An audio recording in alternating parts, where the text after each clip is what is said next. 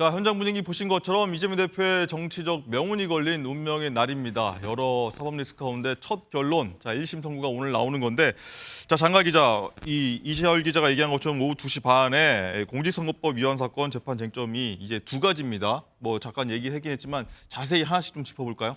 우선 고 김문기 성남도시개발공사 개발 1처장을 성남시장 시절 정말 몰랐는가입니다. 검찰이 이 대표가 2021년 12월 여러 방송 인터뷰에서 대장동 개발 의혹 수사를 받다가 숨진 김문기 전 처장을 아느냐는 질문에 알고 있음에도 몰랐다고 답했다고 보고 있습니다. 두 번째, 성남시 백현동 부지 용도 변경 특혜 논란이 불거진 뒤에 이재명 대표는 2021년 국감에서 국토부가 직무유기로 문제 삼겠다고 협박을 해서 어쩔 수 없이 용도 변경에 응했다고 답했는데요. 검찰은 이 역시 허위 사실로 보고 있습니다. 검찰은 이 대표가 대통령에 당선이 되기 위해서 허위 발언을 해 선거법으로 처벌될 수 있다고 보고 지난 9월 징역 2년을 구형했습니다. 이 대표는 기억나는 대로 말한 것을 허위 사실이라고 처벌해서는 안 되고 후보자 자질이나 능력과 상관없는 발언으로 선거와 관련이 없다고 주장하는데요. 이재명 대표 목소리 한번 들어보시죠. 일부에서는 그 산하 직원이고 뭐 해외 출장도 같이 갔는데 어떻게 모를 수 있냐 그러지만 제가 뭐 그 실제로 하위 직원이라서 기억이 안 나고요. 재직 때는 몰랐고요. 예. 도지사가 돼서 재판 받을 때 이 사람의 존재를 알게 됐고. 국토부가 요청해서 한 일이고 공공기관 이전 특별법에 따라서 저희가 응할 수밖에 없는, 만약에 안 해주면 직무유기 뭐 이런 걸 문제 삼겠다고 협박을 해서. 네, 두 가지 혐의에 대한 이재명 대표의 문제였던 그 쟁점이 된 발언 저희가 듣고 오셨는데, 먼저 보겠습니다. 대장동 실무자 고 김문기 처장을 몰랐다고 한 부분을 한번 볼 텐데, 소정업 변호사님, 이재명 대표는 뭐 사람을 안다 모른다가 이제 개인의 뭐 주관적 인지 영역에 속하는 것이다 이렇게 얘기하고 있고, 검찰 같은 경우에는 골프까지 같이 쳤고 이 위례 사업 보고도 직접 받았는데 교류 행위가 직접 있었던 거 아니냐 이렇게 얘기하고 있어서 좀 맞서는 부분이거든요. 어떻게 보셨습니까?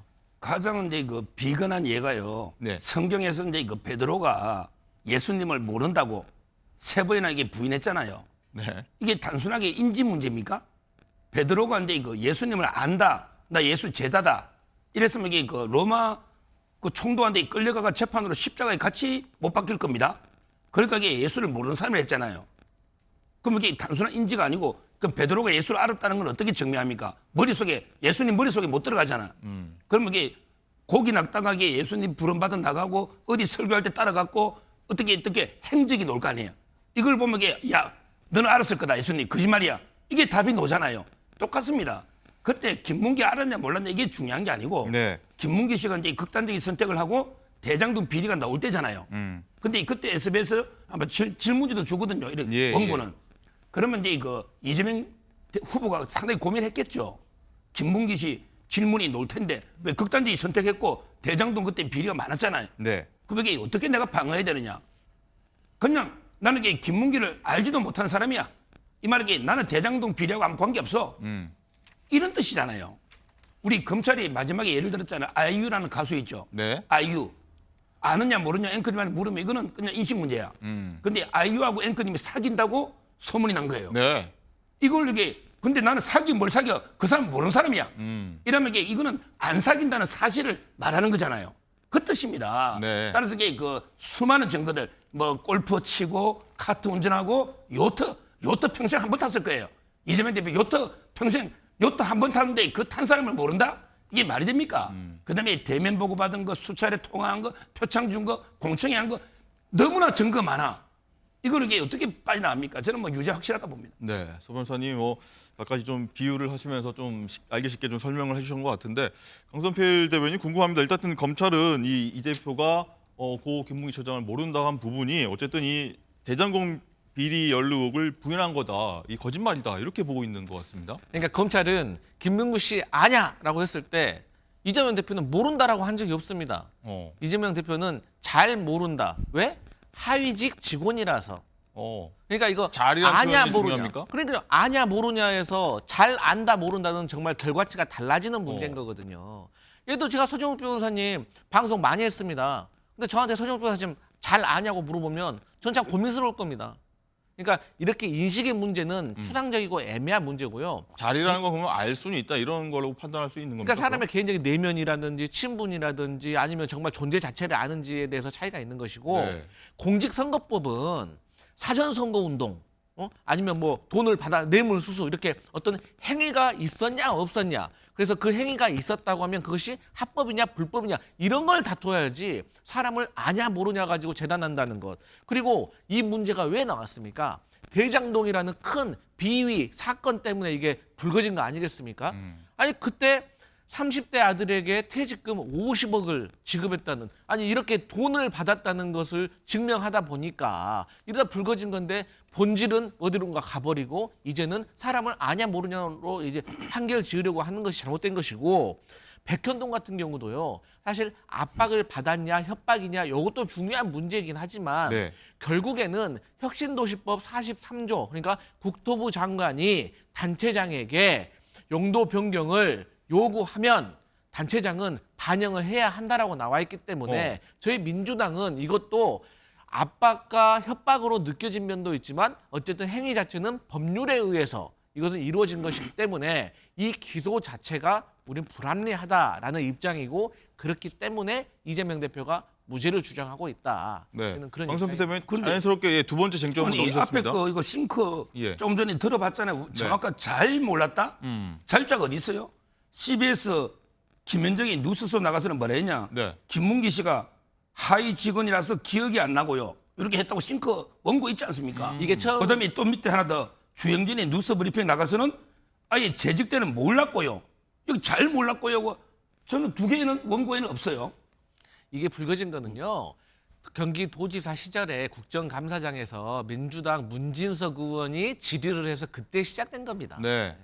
그때 잘 몰랐다 하위직 직원이라서 그리고 나서 나중에 대장동 문제가 커져가지고 이 문제에 대해서 가장 잘 아는 분이 누구냐라고 했을 때 김문기 씨를 소개받아서 통화를 했다. 이런 식으로 진행이 된 거고 그 나중에 언론 보도는 다른 겁니다. 네. 재판부도 아마 이 상황들 아마 쭉 지켜보면서 하나씩 들여다봤을 것 같은데 강성필 대변인이 두 번째 쟁점 자연스럽게 말씀하신 것처럼 이 대표는 이 두 번째 쟁점에 대해서 이 화가 나서 협박이라고 과하게 표현했지만 아니, 국토부가 성남시를 압박한 건 사실 아니냐 이렇게 얘기하고 있거든요. 지금 이제 이거는 공무원들이 다 있잖아요. 객관적인 증거가 뭐 개인적으로 공무원이 막 협박전을 하진 않을 거 아니에요. 주고받는 게 공문이 있을 거 아니에요. 국토부에서 4단계 올려달라 사자를 꺼낸 적이 없어요.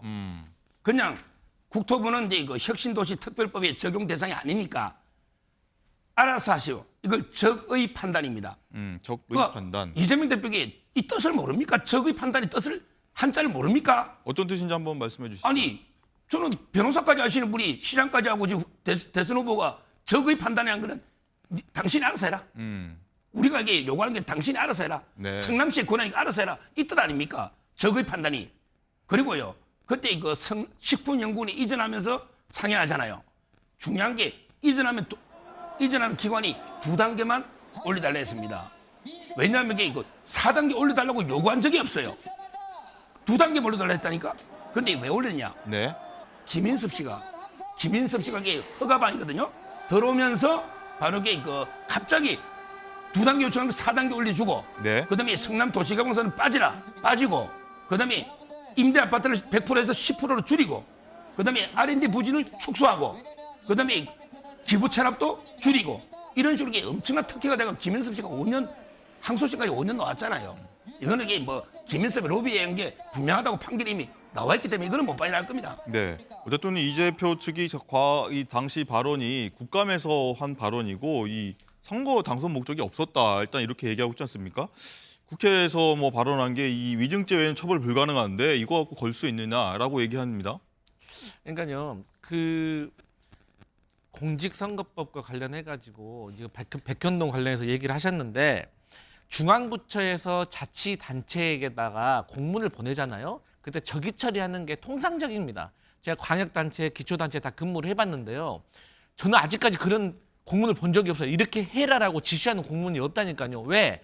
자치단체와 중앙부처는 상하 관계가 아니기 때문에 협조 관계이기 때문에 지시를 할 수가 없어요. 그렇기 때문에 적의 판단하라고 하는 건데 공무원은 공문으로 얘기한다는 말이 있습니다. 아니 같은 내용의 공문이 계속해서 반복적으로 오면 그렇게 하란 얘기 아니겠습니까? 그런데 보통의 기초단체는 예산이 부족해서 어떤 중앙부처의 공모사업을 통해서 예산을 받아서 부처 그 사업을 하는 경우가 많은데 이렇게 중앙부처에게 잘못 보이면 그 공모사업에서 떨어질 확률이 많아서 이걸 압력으로 받아들일 수 있다는 거예요. 그리고 앞서 말씀드렸지만 어찌됐든지 간에 이것을 그 중앙부처 국토부 장관이 공문을 통해 가지고 용도 변경해달라고 했지 않습니까? 그래서 법률에서 해준 것이고 또 종 4단계가 문제인데 이것도 자세히 살펴보잖아요. 네.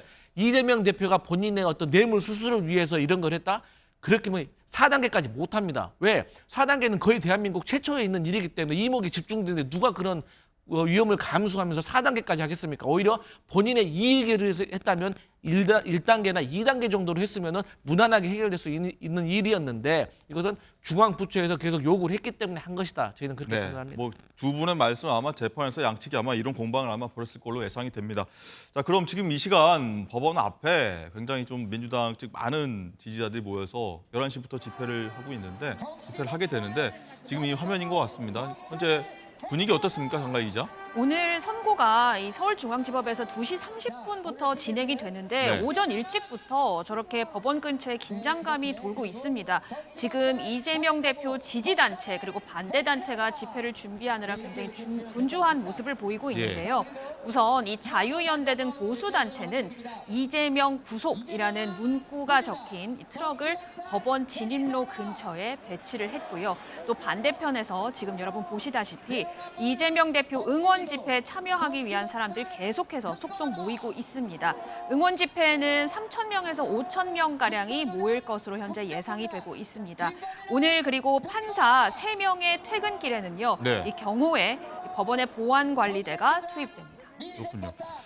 자, 지금 화면 보시는 대로 응원 집회, 규탄 집회, 진보 진영, 보수 진영이 모이는 것 같습니다. 예전에 보면은 조국 사태 때를 떠올린다는 분들도 계시는데 서 변호사님 이런 상황들 저희가 어떻게 봐야 됩니까?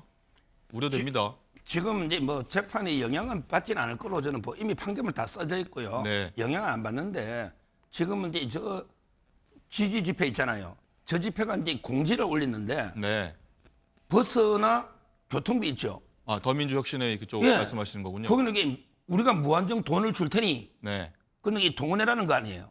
저는 이런 걸 이게 처음 봤습니다. 옛날에 태극기 집회할 때 돈 주고 일당 주고 동원한다고 그렇게 비난하더니 본인들에게 공지문에 올려놨어요. 교통비 비행기값이든 배값이든 뭐든 차값이든 우리가 이게 돈을 충분히 줄 테니까 동원해라. 그러면 이게 그 돈은 어디서 날까요? 그러게 그 돈의 지출은 적법합니까? 이게 민주당 돈인지 국회의원 개인 돈인지 아니면 이게 중앙위원들이 있거든요. 혁신회에 무슨 돈인지 이런 식으로 이게 다 그 사람들 정치인 아닙니까? 그러면 자기 돈 쓸까요? 자기도 이게 어디서 받은 돈 쓴다면 일단 회원비를 낸다는 얘기는 있죠. 그러니까요. 근데 이제 의원들이 어느 돈으로 쓰는지 의원들도 들어갔을 수 있다. 그럼요. 거기에 혁신회의 현역 의원도 많거든요. 따라서 이게 자금의 출처가 어딘지 이거를 수사가 필요한 부분이 있고요. 네. 근데 그걸 떠났어요. 그걸 떠나서 돈 주고 이렇게 집회를 동원하는 건 전 처음 봤습니다. 옛날에 조국 수호 집회할 때는 자발적으로 진짜 한 몇만 명 왔거든요. 그런데 이번에 돈 주고 저렇게 동원해도 5,000명 예상하더라고요. 그만큼 이게 이미 민주당 당원들도 판단하는 거예요. 내가 왜 이재명 대표 방탄에 이용돼야 돼? 나 돈 주도 안 가. 돈을 그래 주는데도 5,000명 예상한다니까? 옛날에 조국 수호 집회는요. 제가 봤거든요. 그때 딱 봐가 100만 원 아니에요. 근데 딱 봐서 한 5만, 3만 이 정도 왔어요. 네. 조국 수호 집회보다 훨씬 이게 작아요. 네. 강성필 대변인 얘기도 한번 들어봐야 될 것 같습니다. 여러 말씀하셨는데. 그러니까 우리 서정훈 변호사님이 말씀하신 것처럼 네. 요즘 세상에는요. 교통비 준다고 해도 마음에 없는 일은 안 합니다, 사람들이.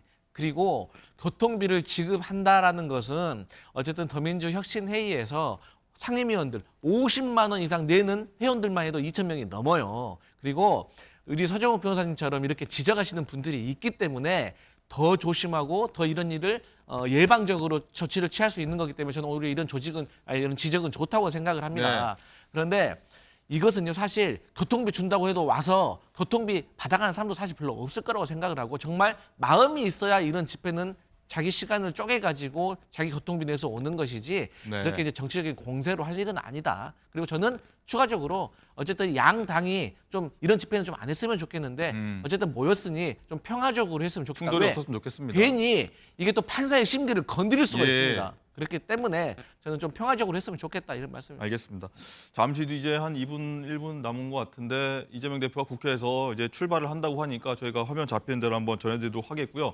자, 오늘 선고 유무죄에 따른 영향도 한번 저희가 보도록 할 텐데요. 이 장가 기자 보면은 무죄라고 하면 이제 이재명 대표가 차기 대권 후보로서 걸림돌을 없애고 뭐 날개를 달 수 있다 이런 평가가 나오는데 유죄라고 하면은 이제 당선 부여형인 벌금 100만 원 여부가 가장 중요하지 않겠습니까? 뭐 어떤 내용 한번 시나리오 한번 설명 좀 해주시죠. 사실 오늘은 1심이긴 하지만요. 벌금 100만 원 이상 유죄가 확정이 된다면 국회의원직을 잃고 5년간 선거권, 피선거권 제한됩니다. 그러니까 2027년 대통령 출마를 할 수 없다는 겁니다. 선거권이 없으면 당원 자격도 상실하게 되는데요. 당 대표직까지 내려놔야 할 수 있습니다. 또 지난 대선 선거 비용 434억 원도 반납해야 합니다. 반면 무죄가 선고된다면 일단 사법 리스크의 첫 고비를 넘기게 됩니다. 재판부가 유죄는 인정하되 벌금 100만 원 미만을 선고하는 경우도 예상할 수 있습니다. 다만 이재명 대표는 SBS뿐만 아니라 각기 다른 방송에서 4번이나 김문기 처장을 몰랐다고 한 점, 또 반복성이란 점에서 좀 불리할 수 있다는 해석이 나오고 있고요. 또 조금 전에 민주당 의원님들께 알려드립니다라는 글이 지금 돌았는데요. 네, 어떤 건가요? 좀 읽어보면 오늘 오후 이재명 대표의 선거법 선고 공판과 관련해서 대표께서는 의원님들이 현장에 오시지 않는 게 좋겠다는 의향을 밝히셨고 언론에도 공지하였습니다. 참고해 주시기 바랍니다라는 글이 민주당 의원들에게 그렇군요. 지금 글이 돌았습니다. 예, 지금 방금 나온 게 이제 국회 사진 영상인데 아마 이재명 대표가 나오는 대로 저희가 한번 보여드리도록 하겠고요. 일단 뭐 한번 보겠습니다. 이 유죄의 경우가 많은 분들이 아마 관심을 갖고 보시는 것 같습니다. 서 변호사님, 100만 원 이상이냐, 뭐 그 이상이냐 나올 때 아마 많은 분들이 보시는 것 같은데 어떻게 좀 개인적으로 판단하고 계십니까? 지금 이제 그 판사가 마음대로 판결하는 게 아니에요. 우리나라가 이제 원님 재판처럼 판사 마음대로 하는 게 아니고 네, 그 양형 기준 위원회가 있고요. 거기서 이제 대법원에서 다 기준을 정해놔요. 기본 형량, 그다음에 가중 요소, 감경 요소 아주 이게 구체적으로 돼 있습니다. 거의 뭐 수학 공식처럼 이게 기계적으로 딱 돼 있어요. 판사 재량이 별로 많지 않아요. 근데 이거 요거는 이제 기본 형량이 아마 벌금으로 갔을 때 한 200에서 800 사이일 거예요. 근데 이 가중 요소밖에 안 보입니다. 네, 대선이라는 중요한 선거의 그 전파성이 강한 언론이고 또 이게 지속 반복돼 있지만 무엇보다 이제 그 국민의 판단에도 영향을 줄 수 있는 거고요. 그리고 이제 그 반성에 빛이 전혀 없잖아요. 감경할 만한 요소가 없어요. 어떻게 해도 이게 판결 쓰다 보면 다 이게 그 요소 가중 강경 요소 써야 되거든요. 네. 제가 판사로도 이게 감경해 줄 만한 요소가 없어요. 무죄 아니면. 따라서 저는 뭐 형량이 그 상당히 중형이 나올 걸로 봐요. 벌금으로 치면 이게 최하 500 이상 700 뭐 이상 나오고요. 네. 징역형이 나올 가능성도 많다 봐요. 뭐 조진우 의원 같은 있거든요. 경우에는 뭐 징역 1년 아마 이제 그 징역 10월에서 1년 사이 이런 게 그 나올 가능성이 상당히 많고요. 아마 여기서 이제 그 중형이 나오면 치명타예요.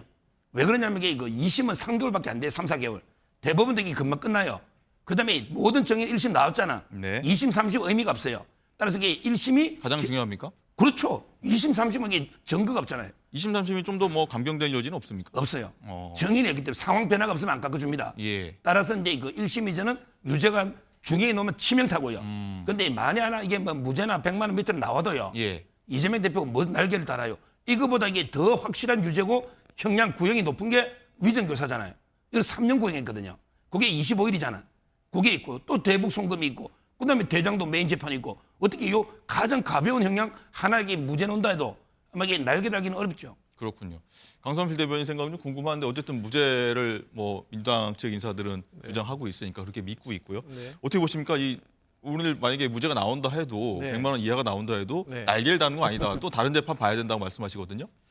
그러니까요, 이제 여당의 이 정치적인 속내가 방금 이게 드러난 거예요. 그러니까 이재명 대표가 정말 잘못을 했냐 안 했냐를 두고 가려가지고 이분이 계속 정치를 해야 되냐 말아야 되냐 이런 걸 결정하는 게 아니라 이재명 대표는 무조건 정치를 못하게 만들어야 된다라는 겁니다. 그러니까 과거에 체포동의안만 가결되면 바로 구속되고 유죄될 것이다라고 했는데 안 되니까 이제 또 공직선거법. 그래, 공직선거법 통과돼도 뭐 무죄가 나온다고 하더라도 이제 위증교사 끝나고 나면 또 뭐 백현 뭐 이렇게 계속 줄줄 하니까요. 그렇기 때문에 근데 사실 허위사실 공표죄 요건이 있습니다. 공직선거법 250조를 보면 이게 출생지, 가족관계, 신분, 직업, 경력, 재산 그리고 행위인 거예요. 네. 왜냐? 출생지 내가 여기에서 태어났습니다라고 하는 거 아니면 제가 뭐 여기에 가족관계가 뭐 저의 처가 여기 사람입니다 이런 가족관계 아니면 뭐 제가 뭐 신분이 어떻습니다 하는 것이 선거에 도움이 영향을 줄 수가 있잖아요. 그런 것들을 허위로 하면 안 된다는 게 허위사실 공표죄의 취지인데 이것은 신분이라든가 출생지라든가 뭐 가족관계라든가 직업이라든가 이런 거하고 상관이 없이 김문기 씨를 아냐 모르냐 이걸 가지고 유력한 대선 후보를 정치를 생명을 끊으려고 한다는 것이 과연 맞느냐. 그래서 저희 민주당은 무죄를 확실하고 네. 하지만 현실적인 문제가 있기 때문에 뭐 유죄가 나올 수도 있다 하더라도 100만 원 이상 나오지 않을 거라고 저희는 확신하고 있습니다. 네. 그리고 또 한동훈 대표 같은 경우는 어제 당선 무효이 나오면 이 대선 때 보전받은 이 선거 비용이지 않습니까? 434억 원을 토해내도 이게 민주당이 망하는 게 아니다. 500억이 더 있다라고 자해 마케팅 하지 말라고 했는데 이 말씀은 이 얘기는 맞습니까? 제가 한동훈 대표가 저런 말씀을 하셔가지고 인터넷을 좀 검색을 해봤어요. 예. 그러니까 민주당 434억 반환하고 나서도 500억이 더 남는다라고 있다. 예.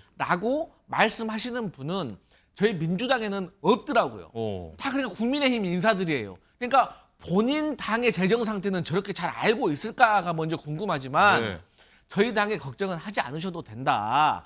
무죄가 나올 거기 때문에 사실 저런 434억을 반환하는 일도 없겠지만 만에 하나라도 저희가 그런 일이 생긴다면 뭐 국민의힘에서는 434억 원을 반환하지 않기 위해서 뭐 이름을 바꾼다느니 뭐 위성정당을 만든다느니 뭐 이런 식으로 정치 공세를 하시는데 그때 되면 저희가 합법적으로 법에 맞게 절차에 맞게 저희가 책임질 일이고 네. 지금 단계에서 저렇게 1심 판결이 나오기도 전에 저런 말씀을 하신다는 거는 누가 봐도 정치 공세이다.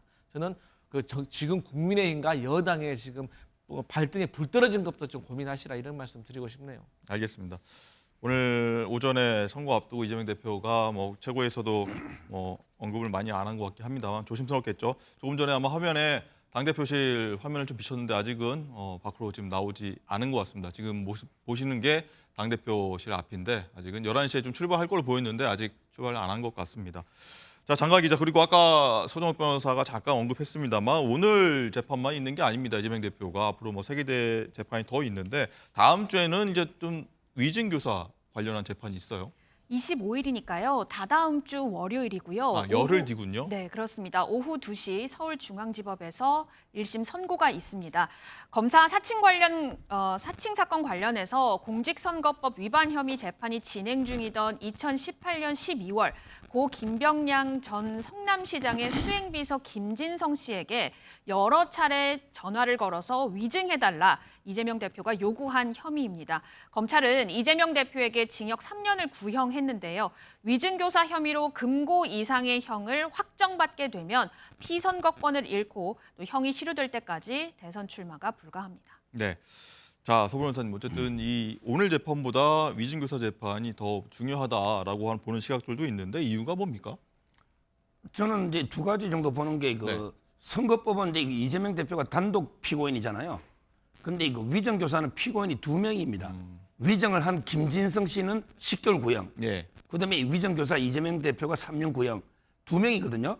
근데 위정을 한 분이 나 이게 위정했다. 이재명 대표가 위정 부탁해서 했다. 자백을 합니다.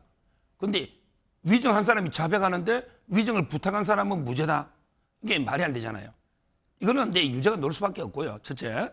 그다음에 두 번째 그 녹취록이 직접 놓잖아요. 이거 이재명 대표 녹취록 없었으면 절대 기소 못 합니다. 왜? 아다르고 어다르기 때문에 녹취록의 표현이 정확하게 들어봐야 되거든요. 근데 위정이라는 거는 우리 판례가 주관설이에요. 객관적인 진실하고 부합하느냐 안 하느냐 이게 중요한 게 아니에요. 주관적인 기억하고 일치하느냐 안 하느냐. 네. 이게 위정이에요. 허위라는 게 주관설이랍니다. 그러면 거기에 녹취를 쫙 들어보면 김진성 씨가 실제 그 기억이 잘 안 난다. 김병량 씨하고 KBS가 뭐 협의해서 이재명을 완전히 그 주범으로 몰기로 합의가 있은 거 기억이 안 난다. 네. 이러잖아요. 그런데 이재명 대표가 기억을 좀 되살려봐요. 이게 12번 이야기예요. 네. 12번. 아니 없는 기억이 12번 이야기하면 되살이 납니까? 그러면서 이게 변론 요지서하고 미리 그 질문한 걸 보내줘요. 근데 그대로 정언해요. 그러니까 그거 위증하는 사람이 자백하니까 따라서 이게 그 주관적 기억을 되살리게 뭐 했다. 이런 게 바로 위증입니다. 네. 그래서 법조계에서는 이 부분에 이게 뭐 무죄를 생각한 사람이 없을 거예요. 아마 이재명 대표도 이걸 더 위험하니까 계속 SNS에 위증해서 글을 올리잖아요. 네. 근데 이게 또 형량이 무거워요. 최근 5년 동안 통계만 보면 예. 실형이 40, 그다음에 집행유예가 40, 벌금형이 20밖에 안 돼요. 최근 5년에는. 네. 그러니까 이제 그만큼 위증이 엄하게 처벌되고 있고 또 이게 중요한 게 위증한 사람보다 부탁한 사람 있죠. 이게 더 엄하게 처벌해요. 그러니까 이재명 대표로서는 상당히 그 3년 구형이 되고 네. 이게 검거 이상 집행유예만 돼도 똑같지 않아 배치 달아나고 피선거권 박탈되잖아요. 그러니까 이제 더 심각하게 보는 거죠. 네. 강성필 대변인, 이 녹취록 갖고도 뭐 여러 해석들이 나오고 있고 이재명 대표 역시 아니다, 잘 보십시오라고 SNS에 불과 며칠 전에 올렸거든요. 네. 뭐 해석이 다를 것 같습니다. 그러니까 일반 사람들이 그냥 딱 들었을 때 네. 말씀하신 것처럼 공범이 2명인데 이재명 대표가 아닌 다른 분이 저는 위증교사 당했어요라고 자백을 했다고 하면 얼핏 들었을 때는 그러면 잘못됐구나라고 생각하실 수도 있는데 이재명 대표의 주장은 아니 위증을 부탁한 적이 없는데 김모 씨가 이것을 본인이 했어요라고 한 게 무슨 소용이라는 거예요. 그리고 두 번째로는 이 녹취록이요 공개가 돼 있습니다. 지금 마음만 먹으면 인터넷에서 다 들을 수가 있거든요. 네. 아니 저도 그것을 한 두세 번은 들어봤지만 그 내용을 듣다 보면은 사실 김재성 씨가 이재명 대표에게 어떤 사실관계를 바꿔주는 교정을 해주는 그런 대목도 나오고 네. 또 이재명 대표가 아니 뭐 더 이상 뭐 과장할 것 없이 본대로만 들은 대로만 얘기하시면 됩니다라는 말도 반복적으로 해서 나와요. 그렇기 때문에 저희는 이것을 재판부가 다 전체적으로 들었기 때문에 이재명 대표가 위증한 것이 아니다라고 나올 수가 있고 사실 이게 그렇게 떳떳했다면 국민의힘 측에서도 처음부터 전체본을 공개하시지 왜 편집본을 하셨습니까? 그래서 저희 민주당이 느꼈을 때는 이 위증교사도 어떻게 보면 사실 주관적인 요소가 상당히 강합니다. 네. 하지만 재판부에서 제대로 잘 판결을 내리실 거라고 저희도 생각하고 있습니다. 알겠습니다. 자, 그리고 어제는 이재명 대표 오늘 선고 앞서서 배우자죠. 김혜경 씨의 공직선거법 위반 1심 재판 결과도 많은 분들이 아실 겁니다. 나왔습니다. 150만 원의 벌금형인데 자, 관련해서 영상 한번 보고 얘기 이어가도록 하겠습니다. 피고인이 당연히 알지 않았겠느냐라는 결론을 말하면 그런 추론에 의한 추측에 의한 유죄 판결이 아닌가라는 생각이 듭니다. 항소심에서는 소위 검찰이 정황이라고 주장했던 부분에 대해서도 하나하나 밝혀서 진실을 밝혀나가도록 하겠습니다. 혹시 어떻게 나왔을까요? 매우 아쉽습니다. 항소해야지요. 네, 뭐 어제 오늘까지 아침까지 계속 이 얘기가 나왔었는데 장가 기자, 이 재판부의 판단 이유는 뭐였죠?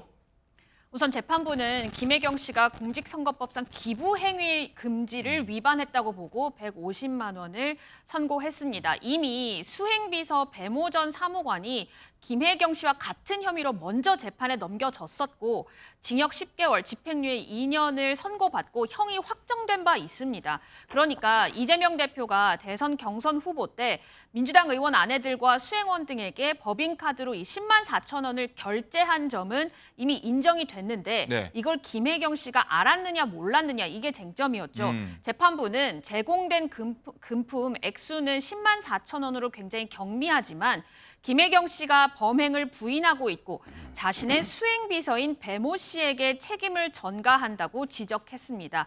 150만 원을 선고받았다고 해서 이재명 대표가 불이익을 보는 건 없는데요. 다만 김혜경 씨가 대법원에서 100만 원 이상을 확정받게 되면 네. 5년간 선거권이 박탈돼서 선거운동을 할 수 없게 됩니다. 네, 소정욱 변호사님, 뭐 장 기자가 조금 전에 설명했습니다만 이 재판 결과에 따른 여파 중에서 가장 주목하는 건 뭐 저희가 뭘 가장 주목해야지 좋을까요? 저는 저 피고인들이 그 판사들을 너무 우습게 보는 것 같아요. 대충 이게 쏘기면 대충 쏘가 넘어가겠지. 판사들이 우리 사회에서 똑똑한 엘리트들입니다. 저 손바닥으로 하늘 가리는 게 낫지. 저걸 이게 몰랐다? 말이 안 되고요. 저런 식으로 이게 그 경기도 버카로 선거운동 하면서 밥을 이렇게 산 게 여러 번 있어요. 저게 10만 4천원짜리 사건이 아닙니다. 근데 왜 저 8월 2일자 것만 기소했냐? 네. 그거는 이게 조명현 씨가 가서요. 공익 평소에는 제보자라고 하는 뭐 비서. 예, 평소에는 배모 씨가 항상 이 경기도 법카로 결제를 쭉 해온 거예요. 배모 씨가. 근데 저 때는 조명현 씨가 대신 간 거예요. 그러니까 이제 카톡이 주고받은 거나 결제 그거 다 노는 거예요. 직접 증거가 증거가 있으니까요. 예. 조명현 씨 증언 외에도 주고받은 게 카톡이나 직접 증거가 차고 넘치는데 저 변호사도 증거가 없다잖아요. 그리고 상식적으로 생각해보세요. 이게 뭐냐면 우리 지금 현재 국회의원 최중진, 제가 이름 안 밝히지만 그 부인이 신모 씨가 있거든요. 이 부인이 계속 여러 사람을 소개시키죠. 전직 국회의장 부인이 몇 명이니까 여기 선거운동하자. 또 이게 몇 명 부르고 이런 선거운동하는 과정에 있어요. 이게요. 네. 근데 호스트가 누구예요? 김혜경 씨가 호스트잖아요. 근데 자기는 캠프에 카드, 정치장 카드 있거든요. 이걸로 자기 것만 내고 나가는 거예요. 그러면 본인이 손님 불러왔으면 누가 낼지 그걸 이게 확인해야 되잖아요. 이게 몰랐다는 건 말도 안 돼요. 예. 자, 뭐 이재명 대표 당대표실로 계속 저희가 보고 있는데 강성필 대변인 마지막으로 이 어제 이재명 대표가 이 재판 앞둔 김혜경 씨한테 SNS에 편지를 띄웠습니다. 뭐 많은 바 알려졌는데 거꾸로 김혜경 씨는 오늘 남편 이재명 대표를 어떻게 바라보고 있을지 궁금합니다. 그러니까 두 분 다 사실 뭐 재판장에 보내는 마음이 얼마나 안 좋았겠습니까? 네. 그런데 이제 어제 이제 김혜경 씨 같은 경우는 이런 겁니다. 어쨌든 간에 여권에서 말씀하시는 것처럼 객관적인 증거가 넘치면 그거 다 모아가지고 기소했지 검찰이 기소 안 하겠습니까? 요즘에 경찰이 그러진 않잖아요. 그러니까 이 10만 4천 원만 증거가 있다고 판단했기 때문에 이걸 기소한 것이고 어쨌든 공소금액이 10만 4천 원, 본인 바깥 빼면 7만 8천 원입니다. 이것은 어쨌든 김혜경 여사가 여기에 대해서 조사를 받고 재판을 받고 결과가 나와서 여기에 대해서 책임을 지는 겁니다. 그렇기 때문에 저는 어제의 선고 결과가 김혜경 씨에게 조금 죄송합니다만 이재명 대표와 민주당에게는 손해될 게 하나도 없다. 왜? 김건희 여사는 지금 무혐의 받고 불기소 처리 받았잖아요. 그런 것이 중도의 국민들, 당원들에게 상당히 비교가 될 것이다. 그렇게 보여집니다. 알겠습니다. 오후 2시 반에 선고 나오니까 이후에 저희가 다음 뉴스에서 자세히 전해드리도록 하겠고요.